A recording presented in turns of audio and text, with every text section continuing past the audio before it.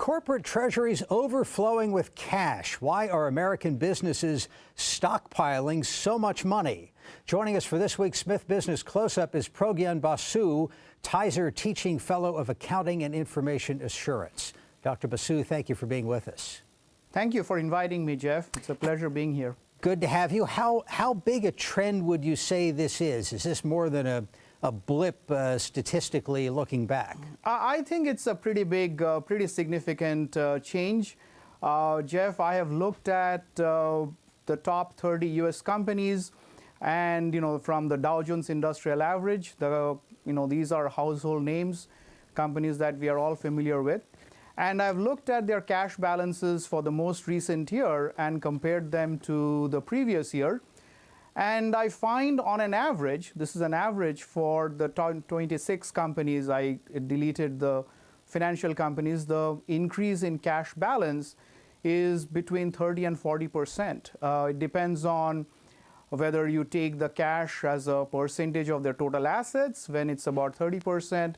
If you just take the cash increase as a dollar amount, it's almost 40%. Well, big numbers either way. Yeah, and, everybody likes to have money in the bank. Is it a surprise that companies are acting this way? And what are some of the factors?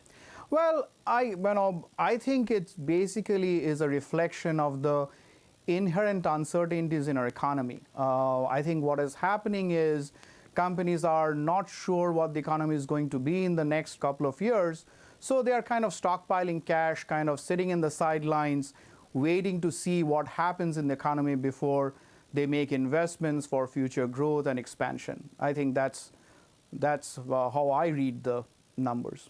Well, it wasn't that long ago that the credit markets froze up, so perhaps corporate treasurers just don't want to be exposed to that sort of risk. But do they create other risks by changing the balance sheet like this? Well, the risk is, of course, that they may be missing out on the opportunities for expansion and growth. As we know, unemployment is pretty high right now, so this might be a good time for companies to expand because they can hire, really skilled professionals, and inflation is very low, so it's a good time to expand. But the data is showing that companies are kind of still sitting on the sidelines. And that's a drag on the economy. And it sure is. It sure is, because it's a classic chicken and egg problem, in my opinion. On one hand, companies want to, they are sitting on the sidelines, kind of not sure where the economy is going to be. On the other hand, the economy in general depends on corporations. The private sector investment is how we create jobs, and that's how the economy improves and increases our GDP. So it's in my opinion, it's a classic chicken and egg problem. We are kind of waiting for the other side to see what happens. I guess at some point, if company A competes with company B and both of them are sitting on a lot of cash, and one of them sees a business opportunity that the competitor is not taking, they're going to jump on it. But in the short run, if the Fed or the federal government wanted to use policy tools to try to spur some investment, is there anything they could do that would make a difference?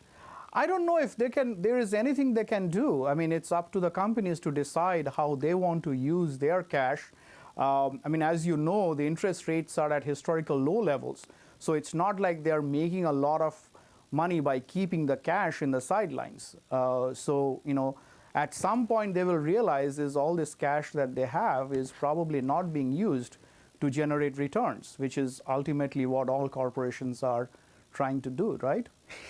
Would you say this is a global phenomenon or mostly U.S.? I don't know the answer to that question because I haven't really looked at, but all the companies that I have looked at, they are all huge multinational companies. So I would say that this is a global phenomenon.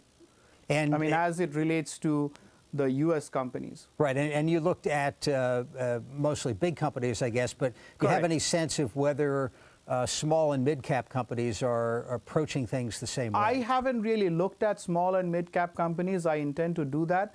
But I saw an article in the Wall Street Journal some time ago which also alluded to the fact that for all companies listed in the U.S. stock market, this is a phenomenon. This is something that they found in all companies. All right, caution is the watchword. Dr. Progyan Basu joining us from the Smith School of Business. Thank you for being with us. Thank you, Jeff. It was a pleasure being here.